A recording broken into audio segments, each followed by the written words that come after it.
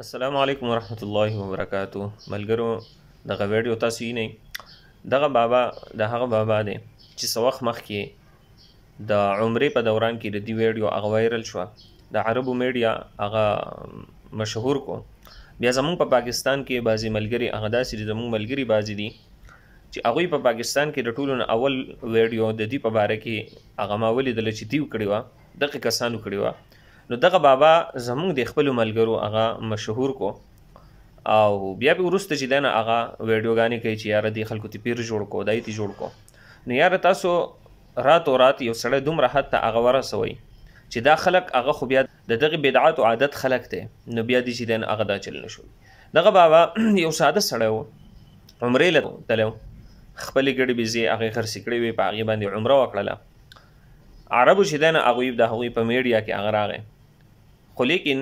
چونکې هغه مشهور شو میډیا باندې راغی، نو زمونږ خلکو اوس څه وکړل، د هغه خواله ځي یاره ما دم کا، په موږ باندې دم راوغورځوه، د دې چل نه چې دی نه هغه قلار شي.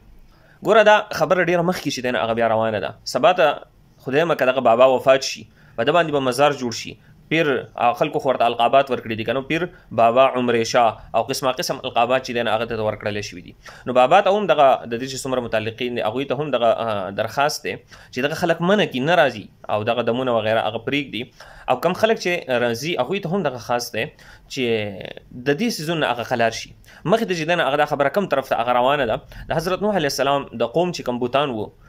ود سوا یغوس یعوق وغیره، هغه هم دی به وی دا زمونږ نیکان خلک وو. بیا چې کله هغه وفات شول، د هغوی چې دی نه هغه بوتان جوړ کړل، هغه بوتانو بیا عبادت رو چې دی نه هغه شروع کو. دغه بت پرستي هم د دقې طریقې نه چې دی نه هغه شروع شوي وه، نو د دې چلونه هغه خلاص شي. دغه څومره مزارات دي، په دې باندې نور هم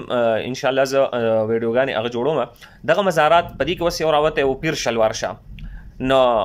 هغې باندې به هم تاسو ته چې دی نه هغه زه مخې ته راولم. نو قسمه قسم پیران چې دی نه هغه مخې ته رالل، او هغه مزارات او د هغې چې دی نه خلکو سجدې ورته شروع کړې، او قسمه قسم شرکیات بدعاتو کې چې دی نه هغه خلک اخته شول، د دې څیزونو چې دی نه هغه قلار شي. دغه چې دی نه هغه یو عاجزه بابا دی، د حج پیغام ورته هم اوس راغلی د سعودي عرب نه. نو که بالفرض دا ویډیوګانې هغوی ته ورسي او دا دمونه وغیره دا هغوی ته ورسي، نو هغوی خو د دې چلونه سخت خلاف دي، نو هغوی به بیا چې دی نه هغه بند کړي بابا به چې دی نه هغه حج ته بیا نشي تللی. دا جدا خبره ده چې دم کول صحیح دي که نه دي، دا جدا خبره ده، خو لیکن دغه بابا دا صحت ته رسول چې هغه باندې مونږ هغه حج هم هغه ختم کو، او بیا د هغه ته چې دی نه هغه سجدې هغه شروع شي، بیا چې دی نه هغه مخې ته دا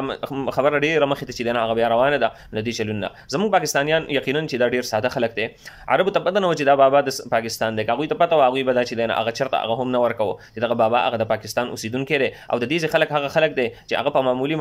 بهانو باندې هغه چې دی نه هغه سجدې خلکو ته کوي، او دا چلونه شرکیات بدعاتو کې چې دی نه هغه اخته وي. الله خاطر وکړئ د دې چلونه هغه قلار شي، خپل چې دی نه د الله نه هغه دعا غواړئ، الله ته چې دی نه هغه سجده لګوئ، هغه ته چې دی نه هغه دعاګانې کوئ، د هغه نه دعاګانې غواړئ، د هغه نه شفا هغه طلب کوئ، د هغه نه چې الله پاک فرمایي ادعوني استجب لكم، زما دعا غواړئ زه به ستاسو دعا چې دی نه هغه قبلوم. د الله نه دعا غوښتل پکار دي، د الله در ته هغه ښکته کېدل پکار دي، د داسې یو در بل در نه چې دی نه هغه قلار شي.